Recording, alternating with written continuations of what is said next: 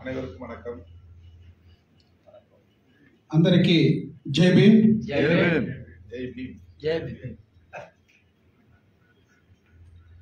நீண்ட நாட்களுக்கு பிறகு உங்களை எல்லாம் சந்திப்பதில் மகிழ்ச்சி. చాలా రోజుల తర్వాత మిమ్మల్ని అందరినీ కలుస్తున్నందుకు చాలా సంతోషంగా ఉంది. அடுத்து நாம் வேறொரு முக்கியமான நிகழ்ச்சியில் பங்கேற்க இருக்கிறோம். వెంటనే మనకి ఇంకొక ముఖ్యమైన కార్యక్రమం ఉంది. మనం అందరం కూడా ఆ కార్యక్రమంలో పాల్గొనాల్సి ఉంది. కాబట్టి மறைந்த திரு சத்தியமூர்த்தி அவர்களின் நினைவு நாளும் இந்துத்துவத்தை வேறறுப்போம் என்கிற நூல் வெளியீட்டு விழாவும் முரளிகுமார் அவர்களால் ஒருங்கிணைக்கப்படுகிறது. ఈరోజు మురళీకుమార్ గారు సత్యమూర్తి గారి వర్ధంతి సందర్భంగా హిందుత్వాన్ని కూకటి వేళ్లతో పెకలిద్దాం అని నేను రాసినటువంటి రైటింగ్స్ని అప్రూవ్డ్ హిందుత్వ అని తెలుగులోకి అనువదించి ఈరోజు మనం ఇక్కడ రిలీజ్ చేసుకోబోతున్నాము. இன்னும் சற்று நேரத்தில் அந்த நிகழ்ச்சியை நாம் தொடங்க இருக்கிறோம். మరికొద్దిసేపట్లోనే మనకు ఆ సమావేశం ప్రారంభం కాబోతా ఉంది. அதுவே சுருக்கமாக நான் சில தகவல்களை உங்களோடு பகிர்ந்து கொள்ள விரும்புகிறேன். కాబట్టి కొన్ని అంశాలను నేను మీతో పంచుకోవాలనుకుంటున్నాను. ஆந்திர பிரதேசத்தில் நம்முடைய இயக்கத்தை இன்னும் வேகமாக மக்களிடத்தில் கொண்டு போய் சேர்க்க வேண்டும் என்று நான் விரும்புகிறேன். ఈ రాష్ట్రంలో ఆంధ్రప్రదేశ్ రాష్ట్రంలో మన పార్టీని ఇంకా ప్రజల వద్దకు తీసుకెళ్లడంలో, పార్టీని విస్తృతపరచడంలో ఇంకా వేగాన్ని పెంచాలని నేను భావిస్తున్నాను. ஆந்திராவை சார்ந்த பலர், குறிப்பாக அதிகாரிகள், கல்வியாளர்கள், ஆந்திராவில் இன்னும் கூடுதல் கவனம் செலுத்துங்கள் என்று என்னிடத்திலே தொடர்ந்து வலியுறுத்துகிறார்கள். ఆంధ్రప్రదేశ్ రాష్ట్రంలోని చాలా మంది ఉన్నత స్థాయిలో ఉన్నటువంటి అధికారులు, విద్యావంతులు పార్టీని డెవలప్ చేయడం మీద కొంచెం దృష్టి పెట్టండి అని నన్ను చాలా మంది అడుగుతున్నారు. தமிழ்நாட்டில் எப்படி இந்த இயக்கம் வளர்ச்சி அடைந்ததோ அதை போல ஆந்திராவிலும் வளர்வதற்கு வாய்ப்பு இருக்கிறது என்கிற நம்பிக்கையை தருகிறார்கள். వాళ్ళ మాటల్లో తమిళనాడు రాష్ట్రంలో ఎలాగైతే పార్టీ అభివృద్ధి చెంది ముందుకెళ్తుందో అదేవిధంగా ఆంధ్రప్రదేశ్ రాష్ట్రంలో కూడా మన పార్టీ ముందుకెళ్ళడానికి చాలా అవకాశాలు ఉన్నాయని వాళ్ళ మాటల్లో నాకు నమ్మకం కుదిరింది. எனவே உங்களுடைய ஒத்துழைப்பு இல்லாமல் அதை சாதிக்க முடியாது. కాబట్టి మీ అందరి సహకారం, ఇన్వాల్వ్మెంట్ లేకుండా దాన్ని మనం సాధించలేము. పార్టీని విస్తృతంగా ప్రజల్లోకి తీసుకెళ్లలేము. புரட்சியாளர் அம்பேத்கரின் பெருமைகளை பேசுவதே நம்முடைய பணி, நம்முடைய கடமை என்று நாம் கருதக்கூடாது. ముఖ్యంగా బాబాసాహెబ్ అంబేద్కర్ గురించి, ఆయన చేసినటువంటి సేవల గొప్పతనం గురించి మాట్లాడడం ద్వారా మాత్రమే మనం పార్టీని అభివృద్ధి చేయలేమని మనం భావించకూడదు. అది ఒకటే మన కర్తవ్యం కాదు. அவர் கண்ட கனவை நாம் நனவாக்க வேண்டும். ఆయన కలలను మనం సాకారం చేయాలి. அவருடைய கொள்கைகளை மக்களிடத்தில் கொண்டு போய் சேர்க்க வேண்டும். ఆయన ఆశయాలను మనం ప్రజల వద్దకు తీసుకెళ్ళాలి. ஆகவே அதற்கு நாம் இன்னும் கொஞ்சம் தீவிரமாக களப்பணி ஆற்ற வேண்டும்.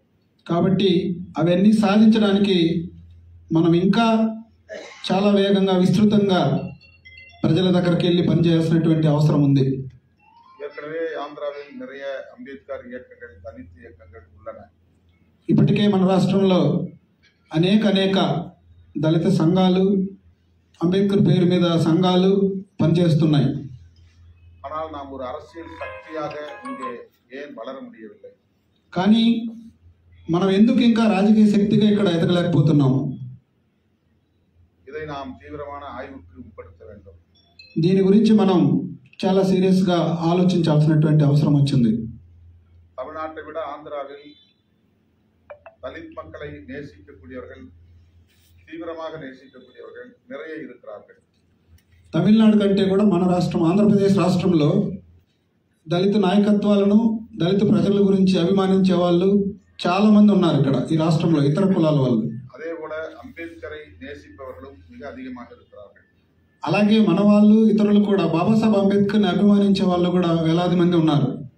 அம்பேத்கரை அதிகமாக படித்தவர்களும், அம்பேத்கரை பற்றி ஆழமாக படித்தவர்களும் இங்கே கணிசமாக இருக்கிறார்கள். అలాగే అంబేద్కర్ని అధ్యయనం చేసిన వాళ్ళు, అంబేద్కర్ గురించి పరిశీలన చేసిన వాళ్ళు, పరిశోధన చేసిన వాళ్ళు కూడా ఈ రాష్ట్రంలో అనేక మంది ఉన్నారు. அதே போல அம்பேத்கரின் கொள்கைகளை ஓரளவுக்கு ஆழமாக கற்றவர்கள் இங்கே இருக்கிறார்கள். బాబాసాహెబ్ అంబేద్కర్ ఆశయాలను, ఆయన లక్ష్యాలను చాలా క్షుణ్ణంగా అధ్యయనం చేసిన వాళ్ళు కూడా ఇక్కడ ఉన్నారు. ஆனால் நாம் ஒரு அரசியல் கட்சியை இங்கே இன்னும் வளர்க்க முடியவில்லை. కానీ అంబేద్కర్ ఆశయాల కోసమే పనిచేస్తున్నటువంటి మన పార్టీని ఇక్కడ మనం అభివృద్ధి చేయలేకపోతున్నాం. எனவே இங்கு ஒரு அரசியல் கட்சியை உருவாக்க நல்ல வாய்ப்பு இருப்பதாக நான் கருதுகிறேன். కాబట్టి మన పార్టీకి ఇక్కడ ఎదగడానికి చాలా అవకాశం ఉందని నేను భావిస్తున్నాను. எவ்வளவுதான் நாம் சமூக தளத்திலும் பண்பாட்டு தளத்திலும் பணியாற்றினாலும் கூட அரசியல் தளத்தில் நாம் ஒரு சக்தியாக இருந்தால்தான் மாற்றங்களை உருவாக்க முடியும். మనము ఎన్ని సామాజిక ఉద్యమాలు, అలాగే సాంస్కృతిక రంగంలో ఎన్ని పోరాటాలు చేసినా కూడా ఒక రాజకీయ శక్తిగా మనం ఎదగకపోతే బాబాసాహెబ్ అంబేద్కర్ ఆశయాలను మనం తీసుకెళ్ళలేము. సమాజంలో మనం కోరుకున్నటువంటి మార్పుని సాధించలేము. அம்பேத்கர் பிறந்த நாளை விமர்சையாக கொண்டாடுகிறோம்.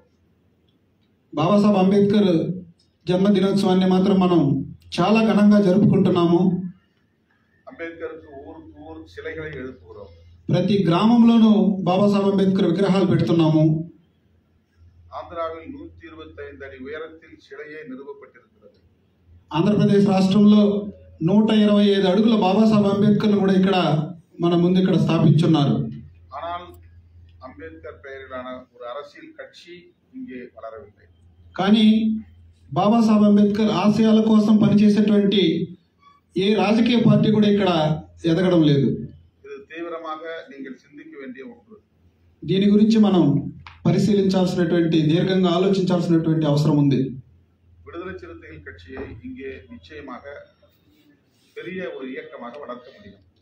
వీసీకే పార్టీని ఆంధ్రప్రదేశ్ రాష్ట్రంలో తప్పకుండా ఒక గొప్ప రాజకీయ పార్టీగా మనం అభివృద్ధి చేయగలం. இங்கே கூடியிருக்கிற நீங்கள் ஒற்றுமையாக செயல்பட்டால் அதை சாதிக்க முடியும். అది సాధించాలంటే ఇక్కడికి విచ్చేసిన మీరందరూ కూడా ఐక్యంగా పనిచేయాల్సినటువంటి అవసరం ఉంది. இது என்னுடைய 35 ஆண்டு கால அனுபவத்திலிருந்து சொல்லுகிற ஒரு உண்மை. ఇవన్నీ కూడా నేను 35 సంవత్సరాల నా అనుభవం నుంచి నేను మీకు చెప్తున్నటువంటి ఒక నిజమైనటువంటి మాటలు. ஆந்திராவில் மிகப்பெரிய அளவிலான இன்டலெக்சுவல்ஸ், அதாவது அறிவார்ந்த ஒரு பிரிவு இருப்பதை நான் உணர முடிகிறது. నేను గమనించాను, మన ఆంధ్రప్రదేశ్ రాష్ట్రంలో ఎంతో మంది మేధావులు ఉన్నారు. அதற்கு நம்முடைய கத்தார் அண்ணன் ஒரு சான்று, సత్యమూర్తి இன்னொரு சான்று. అందుకు గొప్ప ఉదాహరణలు మన గద్దరన్న గారు, అలాగే సత్యమూర్తి గారు లాంటి గొప్ప గొప్ప ఉద్యమకారులు, మేధావులు ఆంధ్రప్రదేశ్ తెలుగు రాష్ట్రాల్లో ఉండడం నేను గమనించాను. இவர்களெல்லாம் தலைமறைவாக ஆயுதம் ஏந்தி வாழ்ந்தவர்கள். వీరందరూ ఎక్కడో ప్రజల కోసం సాయుధ పోరాటం చేసి ప్రజల మధ్యన కాకుండా అడవుల్లో ఉండి పోరాటం చేసిన వాళ్ళు. ஆனால் கடைசியில் அம்பேத்கர் அரசியலில் தான் வந்து நின்றார்கள். వాళ్ళు ఎంతకాలం అక్కడ సాయుధ పోరాటం చేసినా చివరికి వాళ్ళందరూ వచ్చి బాబాసాహెబ్ అంబేద్కర్ దగ్గర ఆగారు. மற்றவர்கள் அவர்கள் கடைசி காலத்தில் அம்பேத்கர் எழுதிய அரசமைப்பு சட்டத்தை தான் கையில் தூக்கி கொண்டு எல்லா நிகழ்ச்சிகளிலும் வந்தார் என்பதை நாம் பார்த்தோம். మనం చూసాము, గద్దరన్న పాల్గొన్న ప్రతి కార్యక్రమంలోనూ చివరిగా ఆయన బాబాసాహెబ్ అంబేద్కర్ రచించినటువంటి రాజ్యాంగాన్ని చేతికంది మన అందరికీ కూడా ఆయన రాజ్యాంగాన్ని కాపాడుకోవాల్సిన గురించి చెప్పినటువంటి అంశాలు మనకందరికీ గుర్తుంది. ஒரு காலத்தில் துப்பாக்கி ஏந்திய கத்தார் கடைசி காலத்தில் அரசமைப்பு சட்டத்தை ஏந்தினார் என்பது எவ்வளவு முக்கியத்துவம் வாய்ந்தது என்பதை நாம் உணர வேண்டும். ఒకప్పుడు తుపాకీ ద్వారా పోరాటం చేసినటువంటి గద్దరన్న చివరికి బాబాసాహెబ్ అంబేద్కర్ అందించినటువంటి రాజ్యాంగాన్ని చేతపట్టడం మనం అందరం కూడా చూస్తాం. தொடக்க காலத்தில் அவர் ஏந்திய ஆயுதத்தை விட, துப்பாக்கியை விட, கடைசி காலத்தில் அவர் ஏந்திய அரசமைப்பு சட்டம் அந்த ஆயுதத்தை விட பன்மடங்கு வலிமை வாய்ந்தது என்பதை அவர் உணர்ந்திருந்தார். ప్రారంభంలో ఆయన పోరాటం కోసం చేతపట్టినటువంటి ఆయుధం కంటే కూడా చివరలో ఆయన చేతపట్టినటువంటి అంబేద్కర్ రచించిన రాజ్యాంగం కొన్ని వందల రెట్లు గొప్పదని ఆయన గ్రహించాడు. அதேதான் சத்தியமூர்த்தி அவருடைய வாழ்க்கை நமக்கு உணர்த்துகிறது. అలాగే మనకు ఈ అంశాన్ని సత్యమూర్తి గారి జీవితం ద్వారా కూడా మనం తెలుసుకోవచ్చు. எல்லா உழைக்கிற மக்களையும் திரட்டி அவர்களை ஆயுதபாணியாக்கி ஒரு புரட்சியை ஏற்படுத்த வேண்டும் என்று கனவு கண்டவர் సత్యమూర్తి. శ్రమించేటువంటి అట్టడుగు వర్గాల ప్రజలందరినీ కూడా ఐక్యం చేసి వాళ్ళందరి ద్వారా బాబాసాహెబ్ అంబేద్కర్ యొక్క ఆశయాలను సాధించాలన్నదే సత్యమూర్తి గారి లక్ష్యం కూడా. எல்லா சமுதாயத்தை சார்ந்த உழைக்கிற மக்களை சாதி மதம் கடந்து உழைக்கிற வர்க்கத்தை அணிதிரட்டி அவர்களை எல்லாம் அரசியல்படுத்தி ஆயுதபாணிகளாக்கி இங்கே ஒரு புரட்சியை ஏற்படுத்த வேண்டும் என்று தொடக்கத்தில் அவர் விரும்பினார். కుల మతాలకు అతీతంగా అన్ని కులాలలో మతాలలోని అట్టడుగు శ్రమజీవులందరినీ కూడా ఐక్యం చేసి వాళ్ళను సాయుధ పోరాటంలోకి తీసుకొని వచ్చి ఒక విప్లవాన్ని సృష్టించాలన్నదే సత్యమూర్తి గారి యొక్క కళ. ஆனால் கடைசியில் தலித்துகளை மட்டுமே அமைப்பாக்கினால் போதும், அவர்களை ஆயுத பயிற்சி கொடுத்து அணிதிரட்டினால் போதும் என்ற முடிவுக்கு அவர் வந்தார். కానీ చివరికి వచ్చేసరికి ఆయన దళితులను సాయుధ పోరాటంలోకి తీసుకురావాలని వాళ్ళందరినీ కూడా ఆర్గనైజ్ చేయాలని నిర్ణయానికి ఆయన వచ్చాడు. அதாவது தலித் மக்களை அரசியல்படுத்த வேண்டும் என்பதுதான் அவருடைய கடைசி நம்பிக்கையாக இருந்தது. చివరగా దళిత ప్రజలందరినీ కూడా ఒక రాజకీయ శక్తిగా చైతన్యవంతం చేయాలన్నది ఆయన చివరి ఆశయం. ஆகவே இந்த இரண்டு பெரும் அறிவார்ந்த சக்திகள் புரட்சியாளர் அம்பேத்கரை கடைசி காலத்தில் ஏற்றுக்கொண்டார்கள் என்கிற உண்மையை நாம் உணர வேண்டும். కాబట్టి ఈ ఇద్దరు గొప్ప వ్యక్తులు గద్దరన్న సత్యమూర్తి గారు కూడా ఎన్ని పోరాటాలు చేసినా చివరికి వాళ్ళు జీవిత చివరి ఘట్టంలో బాబాసాహెబ్ అంబేద్కర్ని అంగీకరించారన్నదే మనం ఒకసారి గుర్తించాలి. எனவே நாமும் அதே வழியில் புரட்சியாளர் அம்பேத்கரையும் அவர் எழுதிய அரசமைப்பு சட்டத்தையும் கையில் ஏந்துவோம். కాబట్టి మనం కూడా బాబాసాహెబ్ అంబేద్కర్ ఆశయాలను ఆయన మనకు అందించినటువంటి రాజ్యాంగాన్ని మనం కూడా అనుసరించాలి, చేతబట్టాలి. என்னதான் நாம் சாதி சங்கங்களை நடத்தினாலும் மத அடிப்படையிலான இயக்கங்களை நடத்தினாலும் அரசியல் ரீதியாக எழுச்சி பெறாமல் நாம் ஒரு அங்குலம் கூட முன்னேற முடியாது. మనము ఎన్ని కుల సంఘాలు ఏర్పాటు చేసుకున్నా, మత సంస్థలు ఏర్పాటు చేసుకున్నా, రాజకీయ శక్తిగా చైతన్యవంతం కాకుండా మనం రాజకీయ శక్తిగా మారకపోతే మనం ఒక అంగుళం కూడా ముందుకు కదలేము అన్నది మనం గుర్తించాలి. ஏழை பிள்ளைகளுக்கு உதவி செய்கிறோம், கல்வி உதவி தருகிறோம், பள்ளிக்கூடங்களில் சேர்த்து விடுகிறோம், கல்லூரிகளில் சேர்த்து விடுகிறோம், அயல் நாடுகளுக்கு அனுப்பி வைத்து அவர்களை படிக்க வைக்கிறோம் என்றெல்லாம் நாம் மகிழ்ச்சி அடைந்தாலும் கூட அது மிகப்பெரிய தாக்கத்தை சமூகத்தில் ఏర్పడుతువదిల్లే. మనము పేద పిల్లలను చదివించడం కోసం, వాళ్ళను విదేశాలకు పంపించి ఉన్నత చదువులు చదివించడం కోసం అనేక రకాలైన సేవా కార్యక్రమాలు చేసినా కూడా ఇవన్నీ కూడా సమాజం మీద పెద్దగా ప్రభావితం చూపించడం లేదు. கல்வியை கற்பதோடு அரசியலையும் அவர்கள் கற்க வேண்டும். அவர்கள் அரசியல் சக்தியாகவும் பரிணாமம் பெற வேண்டும். చదువుకోవడంతో పాటు వాళ్ళు రాజకీయవంతంగా చైతన్యం కావాలి, రాజకీయ శక్తిగా వాళ్ళు పరిణామం చెందాలి. ஒரு தனி மனிதனுக்கு தரப்படுகிற கல்வி அவனை மேம்படுத்தும், ஆனால் அது சமூகத்தை மேம்படுத்துமா என்ற கேள்வி எழுகிறது. ఒక వ్యక్తికి విద్యను అందిస్తే వ్యక్తిగతంగా అతను అభివృద్ధి సాధిస్తున్నాడు, కానీ సామాజికంగా సమాజం మొత్తం మీద అతని ప్రభావం ఎంతవరకు ఉంది, సమాజం అభివృద్ధి చెందుతుందా అనేది ఈరోజు కొంచెం ప్రశ్నార్థకంగా ఉంది. கல்வியை கற்று அறிவார்ந்தவனாக இருப்பது வேறு, அரசியலை கற்று அவன் போராளியாக இருப்பது என்பது வேறு. చదువుకొని విద్యావంతుడిగా మారడం వేరు, రాజకీయ చైతన్యం పొంది ఒక పోరాట యోధుడిగా మారడం వేరు. புரட்சியாளர் அம்பேத்கர் நம்மை எல்லாம் கல்வி கற்பதோடு அரசியல் களத்தில் போராடுகிற போராளிகளாகவும் மாற்றவே விரும்பினார். బాబాసాహెబ్ అంబేద్కర్ కోరిక ఏంటంటే మనందరం చదువుకోవడంతో పాటు రాజకీయ రంగంలో రాజకీయ చైతన్యంతో పోరాడేటువంటి యోధులుగా మారాలని ఆయన పిలుపునిచ్చాడు. அரசியல் இல்லாமல் கல்வியில் மேம்படுகிறவன் தான் உண்டு தன் குடும்பம் உண்டு என்று சுருங்கி கிடப்பான். రాజకీయ చైతన్యం లేని విద్యావంతుడు తను తన కుటుంబానికే పరిమితమైపోతాడు. அரசியல் புரிதல் உள்ளவன் தான் கல்வியை மக்களுக்காகவும் பயன்படுத்துவார். రాజకీయ చైతన్యం ఉన్నవాడు మాత్రమే తను చదువుకున్న చదువుని విద్యను ప్రజలకు కూడా అందించి వాళ్ళను కూడా చైతన్యవంతం చేయగలుగుతాడు. எனவேதான் நாம் ஒரு அரசியல் சக்தியாக எழுச்சி பெற வேண்டும் என்று நான் உங்களிடத்திலே அழுத்தமாக கூறுகிறேன். కాబట్టి మనము ఈరోజు తప్పకుండా ఒక రాజకీయ శక్తిగా ఎదగాలని, అందుకోసం అందరూ పనిచేయాలని నేను మిమ్మల్ని అందరూ కూడా విజ్ఞప్తి చేస్తున్నాను. ஆந்திராவுக்கு இப்போது அம்பேத்கர் பிள்ளைகளை பேசுகிற ஒரு அரசியல் கட்சி உடனே தேவைப்படுகிறது.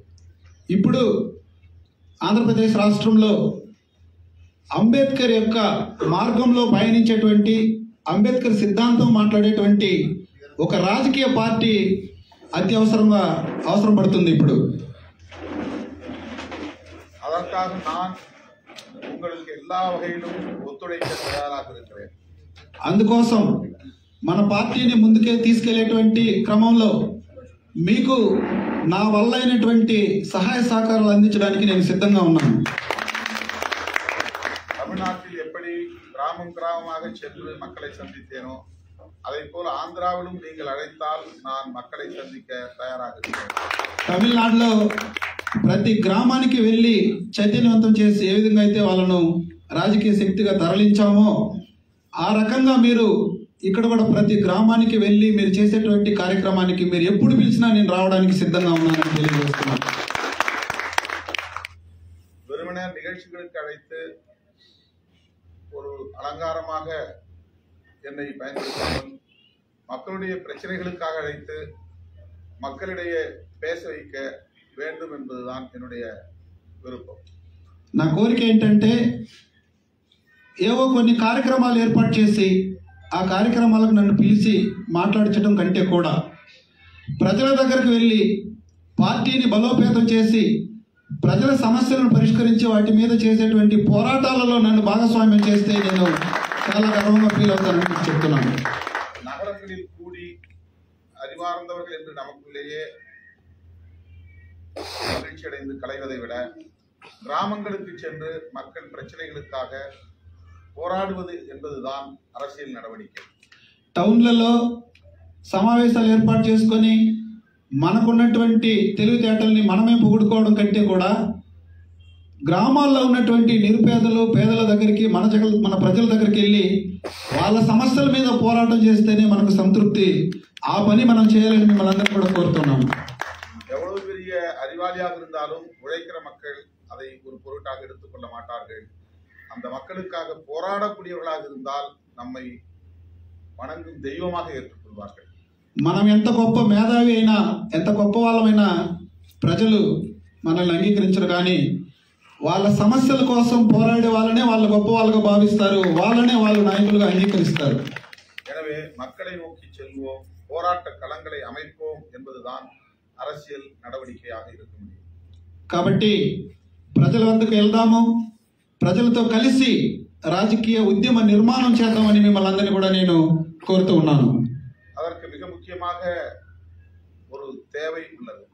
దానికి ఒక ముఖ్యమైనటువంటి అంశం అవసరం ఉంది. அதுதான் அமைப்பு, அரசியல் இயக்கம். దానికే అదే రాజకీయ శక్తిగా మనం మారాల్సినటువంటి రాజకీయ పార్టీ. எனவே மாவட்ட வாரியாக புதிய நிர்வாகிகளை நாம் நியமனம் செய்வோம். కాబట్టి జిల్లాల వారీగా మనం కొత్తగా బాధ్యులను నియమిద్దాము. பிறகு ஒன்றிய வாரியாக பிளாக் வைஸ் மண்டல் வைஸ் பொறுப்பாளர்களை நியமனம் செய்வோம். అలాగే మనం మండలాల వారీగా కూడా పార్టీ బాధ్యులను నియమిద్దాము. ஒவ்வொரு ஊரிலும் ஒரு நிர்வாக குழுவை அமைப்போம். అలాగే గ్రామాల వారీగా కూడా మన పార్టీ కమిటీలను ఏర్పాటు చేద్దాము. ஒவ்வொரு ஊரிலும் நம்முடைய கொடியை ஏற்றி மக்களுக்கு அறிமுகப்படுத்துவோம். ప్రతి గ్రామంలోనూ మన పార్టీ జెండా ఎగరేసి మన పార్టీ ఆశయాల సిద్ధాంతాలకు ప్రజలకు పరిచయం చేద్దాం. ஒவ்வொரு ஊரிலும் புரட்சியாளர் அம்பேத்கருடைய கருத்துக்களை சுவர்களில் எழுதுவோம். ప్రతి గ్రామంలోనూ బాబాసాహెబ్ అంబేద్కర్ యొక్క ఆశయాలను సిద్ధాంతాలను గోడల మీద రాసి ప్రజలను చైతన్యవంతం చేద్దాం. ஒவ்வொரு அம்பேத்கர் பெயரில் படிப்பகங்களை உருவாக்குவோம். ప్రతి గ్రామంలోనూ బాబాసాహెబ్ అంబేద్కర్ పేరు మీద మనం పిల్లలు చదువుకోవడానికి అక్కడ ట్యూషన్ సెంటర్లను ఏర్పాటు చేద్దాము. இந்த மாதிரியான அரசியல் நடவடிக்கைகளில் ஈடுபட்டால் ஒரே ஆண்டில் நமது இயக்கம் ஒரு அரசியல் கட்சியாக ఆంధ్ర ప్రదేశத்தில் వేరూందివిடும்.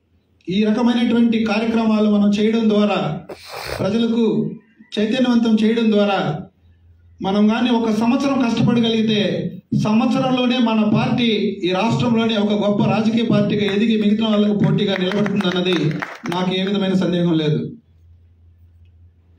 దళితులు மற்றவர்களுக்கு பயன்படக்கூடிய வாக்கு வங்கியாகவே இருந்து வருகிறோம். దళితులు ఇప్పటికీ కూడా ఇతర పార్టీలకు అధికారాన్ని చేకూర్చేటువంటి ఓటు బ్యాంకుగానే మనం కొనసాగుతున్నాము. ஆனால் நாம் ஒரு அரசியல் சக்தி, நம்மால் அவர்களின் வெற்றியை தீர்மானிக்க முடியும் என்கிற அழுத்தத்தை இன்னும் உருவாக்கவில்லை. కానీ మనం కూడా ఒక రాజకీయ శక్తిగా మనం మారగలము, మనకు ముందు బలం ఉందని వాళ్ళకి ఎప్పటికీ మనం తెలియజేయలేకపోతా ఉన్నాం. ஒவ்வொரு கட்சியும் அவரவர் சக்திக்கேற்ப இந்த மக்களின் வாக்குகளை சுரண்டுகிறார்கள். ప్రతి పార్టీ కూడా శక్తి వంచన లేకుండా వాళ్ళ శక్తి మేరకు దళిత ఓటు బ్యాంకును కొల్లగొడుతున్నారు. ஆனால் அப்படி முடியாது. விசிகே சொல்லுகிற சின்னங்களுக்குத்தான் வாக்களிப்பார்கள், விசிகே சொல்லுகிற கூட்டணிக்குத்தான் வாக்களிப்பார்கள், விசிகே இடம்பெறுகிற கூட்டணிக்குத்தான் வாக்களிப்பார்கள் என்கிற நிலையை நாம் உருவாக்கினால் நம்முடைய அரசியல் அதிகாரத்தை நம்மால் வென்றெடுக்க முடியும். ఆ పరిస్థితి నుంచి దళితులందరూ కూడా వీసీకే పార్టీకే ఓటేస్తారు, వీసీకే పార్టీ చెప్పిన పార్టీకే ఓటేస్తారు. వీసీకే ఏ కూటమిలో ఉంటే ఆ కూటమికి వాళ్ళందరూ ఒక్కసారిగా ఓట్లు వేస్తారనేటువంటి పరిస్థితి మనం కల్పిస్తే ఈ రాష్ట్రంలో రాజకీయ ముఖ చిత్రాన్ని మనం మార్చగలం. எனவே அதையெல்லாம் கணக்கில் கொண்டு நாம் அரசியல் நடவடிக்கைகளை மேற்கொள்ள வேண்டும். వీటన్నిటిని కూడా పరిగణలోకి తీసుకొని మనం రాజకీయ కార్యక్రమాలను వెంటనే చేపట్టాలి. ஏற்கனவே வித்யாசாகர் அவர்கள் பல கிராமங்களுக்கு வண்டியில் பயணம் செய்து இந்த இயக்கத்தை அறிமுகப்படுத்தி இருக்கிறார்.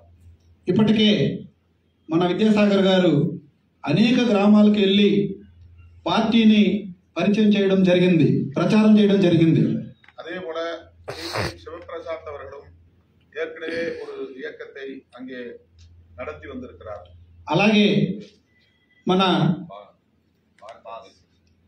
పిటిఎం శివప్రసాద్ గారు కూడా భారతీయ అంబేద్కర్ సేన అనేటువంటి ఒక సంస్థను కూడా ఏర్పాటు చేసి నడిపించున్నారు. இப்போது அவர் விடுதலை சிறுத்தைகள் கட்சியை அங்கே அறிமுகப்படுத்தி வருகிறார். బాస్తో పాటు వీసీకే పార్టీని కూడా వాళ్ళు గ్రామాన ప్రచారం చేస్తున్నారు. அவரும் ஆந்திரா முழுவதும் பயணம் செய்ய வேண்டும். அதே போல நம்முடைய வித்யாசாகர் அவர்களும் ஆந்திரா முழுவதும் பயணம் செய்ய வேண்டும். విద్యాసాగర్ గారు అలాగే పిటిఎం శివప్రసాద్ గారు ఇద్దరు కూడా ఇప్పటి నుంచి రాష్ట్రం మొత్తం కూడా తిరిగి పార్టీ ప్రచార కార్యక్రమాలు చేయాల్సినటువంటి అవసరం ఉంది. அவரவர் இருக்கிற பகுதிகளில் இயக்கம் வேலை செய்தால் போதும் என்று கருதக்கூடாது. వాళ్ళు ఎక్కడ ఉన్నారో అంతవరకు ఆ ప్రాంతం వరకు పార్టీ పనిచేస్తే చాలని భావించకూడదు. சிவபிரசாத் விசாகப்பட்டினம் வரையில் பயணிக்க வேண்டும். శివప్రసాద్ గారు మదనపల్లి నుంచి శ్రీకాకుళం వరకు కూడా పార్టీ కోసం పనిచేయాల్సినటువంటి అవసరం ఉంది. அதே போல கட்சியின் மாநில செயலாளர் தலைவர் என்ற முறையில் வித்யாசாகர் ஆந்திர பிரதேசத்தின் எல்லா பகுதிகளுக்கும் பயணிக்க வேண்டும். అలాగే విద్యాసాగర్ గారు కూడా రాష్ట్రం నలుమూలల ప్రతి ప్రాంతానికి కూడా పార్టీని తీసుకెళ్లాల్సినటువంటి అవసరం ఉంది. முன்னணி தலைவர்களிடையே இந்த புரிதல் அவசியம் தேவைப்படுகிறது. కాబట్టి పార్టీని ముందుండి నడిపిస్తున్నటువంటి నాయకులకు ఈ రకమైనటువంటి పూర్తి అవగాహన ఉండాల్సినటువంటి అవసరం ఉంది. அதையெல்லாம் சரி செய்வதற்குத்தான் கட்சியிலே மறுசீரமைப்பு நடவடிக்கைகளை நாம் மேற்கொள்ள விரும்புகிறோம். వీటన్నిటినీ కూడా చిన్న సమస్యలన్నింటినీ కూడా పరిష్కరించి పార్టీని అభివృద్ధి చేయడం కోసం మనం పార్టీలో కొన్ని సంస్కరణలు కూడా తీసుకురావడం మొదలు పెట్టాం. கட்சி வளர்வதற்கு அதிகாரத்தை எவ்வளவு பகிர்ந்தளிக்கிறோமோ அந்த அளவுக்கு பரவலாக அதிகாரத்தை பகிர்ந்தளிக்க வேண்டும். పార్టీ అభివృద్ధి చెందాలంటే బాధ్యతను, పార్టీలో ఉన్నటువంటి నాయకత్వాలను విస్తృతంగా అనేక మంది నాయకులను తయారు చేయాల్సినటువంటి అవసరం ఉంది. குறிப்பிட்ட சிலரிடையே கட்சியின் அதிகாரம் குவிந்து விடக்கூடாது. కేవలం కొంతమంది చేతుల్లోనే పార్టీ అధికారం బాధ్యత మొత్తం ఉండిపోకూడదు. ஒவ்வொருவருக்கும் ஒவ்வொரு ஆற்றல் இருக்கிறது. அந்த ஆற்றலை நாம் பயன்படுத்திக் கொள்ள வேண்டும். ప్రతి ఒక్కరిలోనూ అనేక రకాలైనటువంటి శక్తి సామర్థ్యాలు ఉన్నాయి, తెలివితేటలు ఉన్నాయి. వాటన్నిటిని కూడా మనం పార్టీ అభివృద్ధి కోసం ఉపయోగించుకోవాలి. எழுதத் தெரிந்தவர்களையும் பேசத் தெரிந்தவர்களையும் தேடி பிடித்து நம்முடைய கட்சியில் இணைக்க வேண்டும். బాగా మాట్లాడగలిగినటువంటి వాళ్ళను, రాయగలిగిన వాళ్ళను వెతికి ఎక్కడున్నా కూడా వాళ్ళందరినీ కూడా మనం పార్టీలోకి తీసుకురావాలి.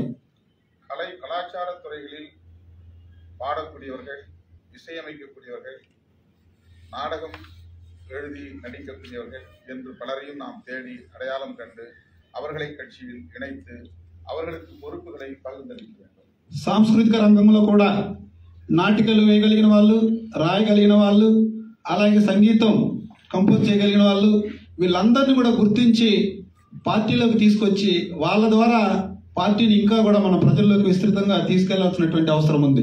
பெண்களை கட்சியில் பெருவாரியாக இணைக்க வேண்டும். ఇంకా ముఖ్యంగా మహిళలను పెద్ద ఎత్తున పార్టీలో భాగస్వామ్యం చేయాల్సినటువంటి అవసరం ఉంది. இளம் தலைமுறையினரையும் கட்சியில் வெகுவாக கொண்டு வந்து சேர்க்க வேண்டும். యువతను అత్యధికంగా పార్టీలోకి తీసుకుని వచ్చి వాళ్ళను బాధ్యులుగా చేయాల్సినటువంటి అవసరం ఉంది. மாணவர்களிடையே இயக்கத்தை கொண்டு போய் சேர்க்க வேண்டும். அந்த மாணவர்களையும் பொறுப்புகளில் அமர்த்த வேண்டும். విద్యార్థులను కూడా మన పార్టీలోకి తీసుకొని వచ్చి వాళ్ళను కూడా రాజకీయ చైతన్యం కల్పించి వాళ్ళను కూడా పార్టీలో బాధ్యులుగా తీసుకోవాల్సినటువంటి అవసరం ఉంది. தொழிற்சங்கங்களை உருவாக்க வேண்டும். కార్మిక సంఘాలను ఏర్పాటు చేయాలి. அமைப்பு சாரா தொழிலாளர்களையும் ஒருங்கிணைக்க வேண்டும். అలాగే ఇంకా ఇప్పటికీ కూడా ఆర్గనైజ్డ్ గా లేని కార్మికులను కూడా మనం పార్టీలోకి తీసుకొని రావాలి. விவசாயிகளுக்கு தனி அமைப்பு, விவசாய தொழிலாளர்களுக்கு தனி அமைப்பை உருவாக்க வேண்டும். రైతులకు అలాగే వ్యవసాయ కూలీలకు కూడా వేరువేరుగా మన పార్టీలో విభాగాలను ఏర్పాటు చేయాలి. அதே போல தலித் அல்லாதவர்களை, உண்மையிலேயே அம்பேத்கர் கருத்துக்களை ஏற்றுக்கொண்ட தலித் அல்லாதவர்களை கட்சியில் கணிசமாக கொண்டு வந்து சேர்க்க வேண்டும். బాబాసాహెబ్ అంబేద్కర్ సిద్ధాంతాన్ని అర్థం చేసుకున్న వాళ్ళను, దళితులు కాని వాళ్ళను, దళితేతరులను కూడా పెద్ద ఎత్తున మనం పార్టీలోకి చేర్పించాల్సినటువంటి అవసరం ఉంది. அதற்கு ஓபிசி சமூகத்தினரின் பிரச்சனைகளையும் நாம் பேச வேண்டும். அவர்களுக்காகவும் நாம் போராட வேண்டும். అలా జరగాలంటే మనం ముఖ్యంగా ఓబీసీ ప్రజల యొక్క సమస్యల గురించి మాట్లాడాలి. వాళ్ళ సమస్యల మీద కూడా మనం పోరాటం చేయాలి. దళితులు மட்டுமே ஒரு போராட்டத்தை ஒருங்கிணைத்து விட முடியாது. அந்த போராட்டத்தை வெற்றி பெற்று விடவும் முடியாது. కేవలం దళితులు మాత్రమే ఏ సమస్యను కూడా మనం పోరాటం చేయలేము. అలా మనం పోరాడినా కూడా దానిలో విజయం సాధించలేము. எனவே தலித் அல்லாத ஜனநாயக சக்திகளை அரவணைத்து செல்வது దళిత அரசியலில் மிக முக்கியமான ஒரு అంశం. దళితవాద రాజకీయాలలో ముఖ్యమైన అంశం ఏంటంటే దళితేతరులను, దళితులు కాని వాళ్ళను కూడా ఎంత స్థాయిలో మనం ఆహ్వానిస్తామో, ప్రజాస్వామ్య శక్తులను ఎంతవరకు మనం పార్టీలోకి తీసుకురాగలుగుతామో అంత విజయవంతం అవుతాము. ముఖ్యమైన పొరుపుகளில் அவர்களை நாம் நியமிக்க வேண்டும். ముఖ్యమైనటువంటి బాధ్యతల్లో కూడా మనం వారిని పెట్టాల్సినటువంటి అవసరం ఉంది. தமிழ்நாட்டிலே 3 பொதுச் செயலாளர்கள் பொறுப்பை நாம் வைத்திருக்கிறோம். அதிலே ஒன்று தலித் அல்லாதவருக்கென்று அந்த இடத்தை உருவாக்கி இருக்கிறோம். మన పార్టీ తమిళనాడులో ప్రధాన కార్యదర్శి పోస్టులు 3 ఉంటే అందులో ఒకరు దళితులు కాని వాళ్ళు కూడా మనం ఇచ్చున్నాం. General secretary. மூன்று பொறுப்புகள். அது ஒன்று தலித், இன்னொன்று நான் தலித், இன்னொன்று విమెన్ என்பதற்காக அந்த இடத்தை உருவாக்கி வைத்திருக்கிறோம். 3 జనరల్ సెక్రటరీ పోస్టులు ఉంటే ఒకటి దళితులు, ఒకటి దళితులు కాని వాళ్ళు, ఒకటి మహిళలకి మనం అక్కడ కేటాయించున్నాం. அதே போல துணை பொதுச் செயலாளர்கள் 10க்கும் மேற்பட்ட பொறுப்புகளை உருவாக்கி இருக்கிறோம். Deputy general secretaries. అక్కడ మనం ఉపాధ్యక్షులు అనొచ్చు. ఇక్కడ డిప్యూటీ జనరల్ సెక్రటరీలు 10 మందిని మనం అక్కడ 10 పోస్టులను ఏర్పాటు చేస్తున్నాము. அதுபோல ஆர்கனைசிங் செக்ரட்டரிஸ், அமைப்பு செயலாளர்கள் 12 பேரை నియమనం செய்திருக்கிறோம். ఆర్గనైజింగ్ కార్యదర్శులు కూడా మనం 12 మందిని నియమించున్నాము. இந்த பொறுப்புகளில் கட்டாயம் దళిత్ అల్లాదవர்களையும் இடம்பெற செய்திருக்கிறோம். ప్రతి స్థాయిలోనూ, ప్రతి బాధ్యతలోనూ దళితులు కాని వాళ్ళను కూడా మనం భాగస్వామ్యం చేసి వాళ్ళకు కూడా బాధ్యత ఇచ్చున్నాం.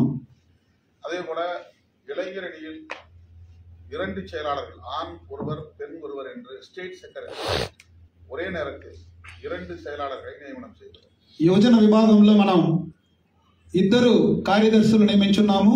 స్టేట్ సెక్రటరీ, ఆ రాష్ట్ర కార్యదర్శి యువజన విభాగంలో ఒకరు మహిళ, ఇంకొకరు పురుషుడిని కూడా మనం పెట్టున్నాం. அது மாதிரி மாணவர் அணியிலும் 2 செயலாளர்கள், இணையான அதிகாரமுள்ள 2 செயலாளர்கள், மாநில செயலாளர்கள். విద్యార్థి విభాగంలో కూడా ఒక మహిళ, ఒక పురుషుడు ఇద్దరిని మనం మన పార్టీ విద్యార్థి విభాగంలో పెట్టున్నాము. அதுபோல தொழிலாளர் அணியிலும் ஒரு ஆண் ஒரு பெண் என்று 2 மாநில செயலாளர்களை நியமித்திருக்கிறோம். మన పార్టీ అనుబంధంగా కొనసాగుతున్నటువంటి కార్మిక సంఘంలో కూడా ఒక మహిళను, ఒక పురుషుడిని బాధ్యులుగా పెట్టున్నాము. பெண்களுக்கு முக்கியத்துவம் தர வேண்டும் என்பதற்காகத்தான் இந்த ஏற்பாடு. ప్రతి విభాగంలో కూడా మహిళలకు ప్రాధాన్యం ఇవ్వాలనేటువంటి ఉద్దేశంతోనే మనం ఒకటి మహిళల కోసం కేటాయిస్తూ వస్తున్నాము. வழக்கமாக எல்லா அணிகளிலும் ஆண்கள் பொறுப்பிலே இருப்பார்கள், பெண்கள் துணையிலே இருப்பார்கள். அவர்கள் அந்த மாநில பொறுப்புக்கு அல்லது தலைமை பொறுப்புக்கு నియమించబడవదిல்லை. వழக்கமாக సాధారణంగా అన్ని బాధ్యతల్లోనూ పురుషులే ఉంటారు. వాళ్ళ తర్వాత సహాయ కార్యదర్శులుగా, ఉపాధ్యక్షులుగా మాత్రమే మహిళలు ఉంటారు. కానీ ముఖ్యమైనటువంటి బాధ్యతల్లో, స్థానాలలో మహిళలకు కేటాయించడం లేదు. அதனால் நம்முடைய கட்சியில் ஒரு மாற்றமாக முக்கியமான இந்த 3 பொறுப்புகளில் பெண்களையும் மாநில செயலாளர்கள் என்கிற இணையான அதிகாரத்தோடு நியமனம் செய்கிறோம்.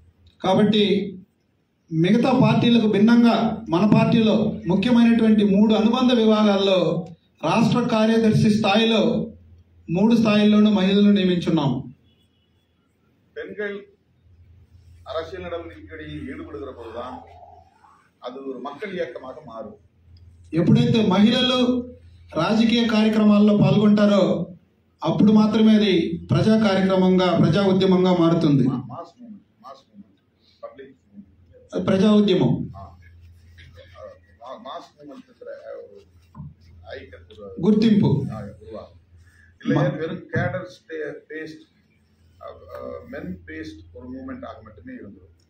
మహిళలు పాల్గొనకపోతే ఏ ఉద్యమం కూడా ప్రజా ఉద్యమంగా పిలువబడదు. అది కేవలం పార్టీ కార్యకర్తలు లేదంటే పురుషులు మాత్రమే ఉన్నటువంటి ఒక పార్టీగానో సంస్థగానో గుర్తింపు పొందుతుంది.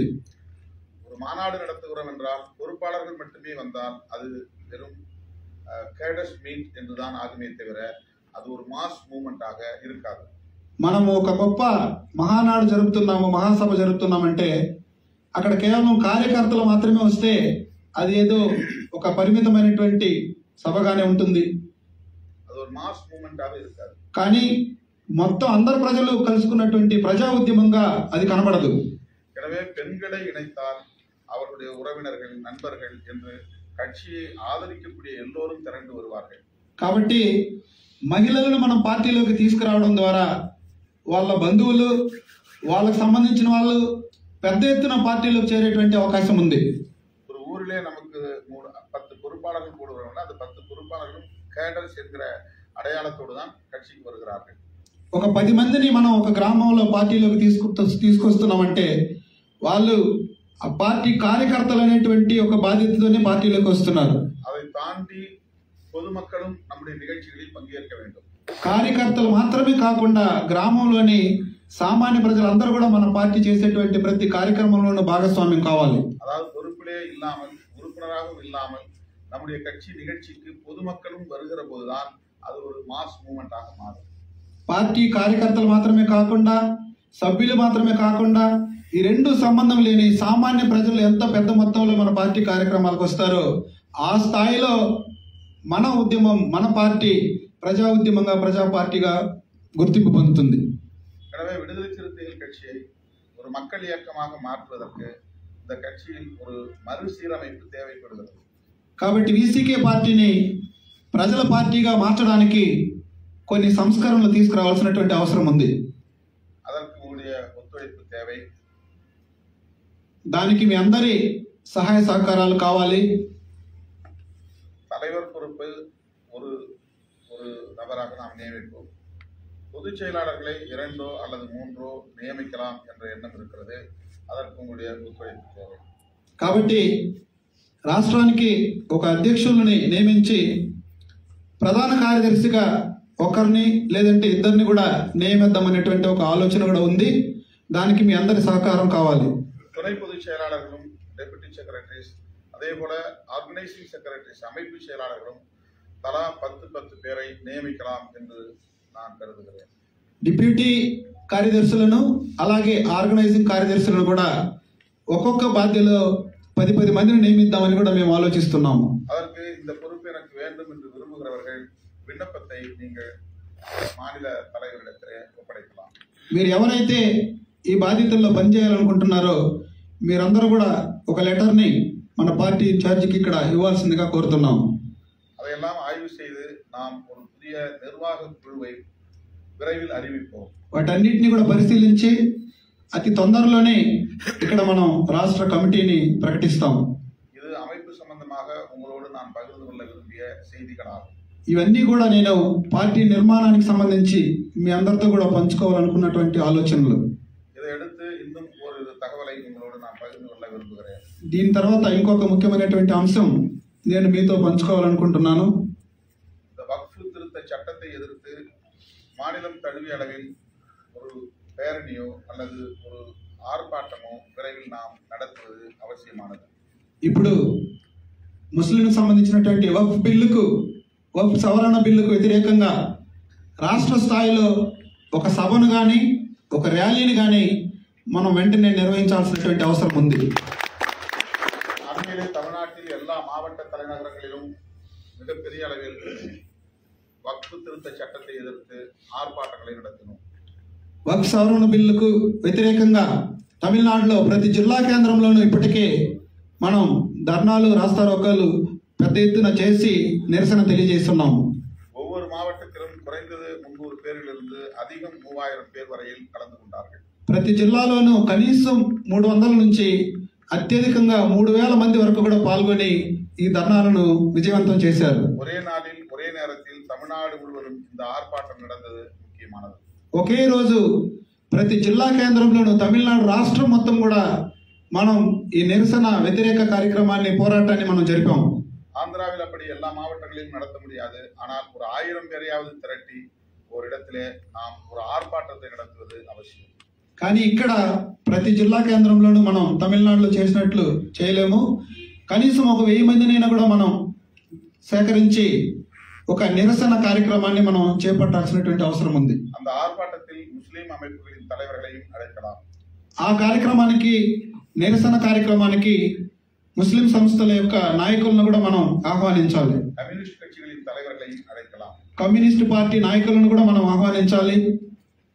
எனவே விரைவில் வக்ஃப் திருத்த சட்டத்தை எதிர்த்து ஒரு போராட்டம் நடத்துவதற்கு முன்னணி பொறுப்பாளர்கள் கூறி ஒரு முடிவெடுக்க வேண்டும். அந்த போராட்டத்தில் நான் வந்து உங்களோடு கலந்து கொள்கிறேன். కాబట్టి మన రాష్ట్రంలో అతి త్వరలోనే మనం చేపట్టబోయేటువంటి వక్ఫ్ సవరణ వ్యతిరేక నిరసన కార్యక్రమానికి రాష్ట్ర బాధ్యులందరూ కూడా ఐక్యంగా ఉండి ప్రజలను సమీకరించి ఆ తేదీ నిర్ణయిస్తే ఆ కార్యక్రమానికి నేనే వచ్చి స్వయంగా మీ అందరితో కలుసుకొని ఆ నిరసన కార్యక్రమాన్ని మనం తెలియజేస్తామని మీ అందరిని కూడా కోరుతున్నాను. மணி 6:15 ஆகிவிட்டது. முரளிக்குமார் பதற்றத்தில் இருப்பார். எனவே நிகழ்ச்சியை நாம் போய் பங்கேற்க வேண்டும். இந்த அளவிலே நான் கருத்துக்களை பகிர்ந்து கொள்வதற்கு நேரம் தந்த உங்களுக்கு நன்றி. மீண்டும் சந்திப்போம். ఇప్పటికే సమయం 6:15 అయింది కాబట్టి కార్యక్రమాన్ని ఏర్పాటు చేసిన మురళీ కుమార్ గారు ఎంతో ఆతృతగా ఎదురు చూస్తుంటారు. కాబట్టి ముందు మనం వెళ్ళి ఆ కార్యక్రమాన్ని పూర్తి చేసి దాన్ని కంప్లీట్ చేయాల్సినటువంటి అవసరం ఉంది. కాబట్టి పాల్గొన్నందుకు இது குறித்து நிறைவாக டிடிஎம் சிவபிரசாத் அவர்கள் அவருடைய கருத்தை சொல்லி நன்றி உரை சொல்லி முடிக்குமாறு கேட்டுக்கொள்கிறேன். ఇప్పుడు ఈ కార్యక్రమాన్ని మన ప్రధాన కార్యదర్శి పిటిఎం శివప్రసాద్ గారు 2 నిమిషాలు మాట్లాడి అలాగే ఆయన అందరు సమర్పణ చేసి మన పార్టీ మీటింగ్ ని ముగిస్తారు.